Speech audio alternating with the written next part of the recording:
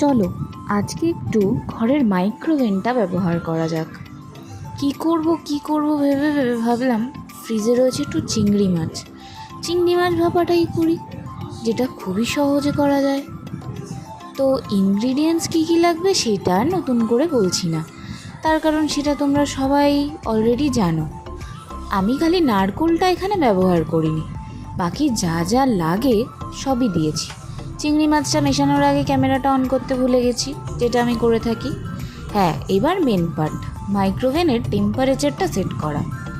মাইক্রোওভেনে দিয়ে মাইক্রোওয়েভ বাটনে ক্লিক করে তারপর আমি 5 মিনিটের জন্য এটা মাইক্রো করব।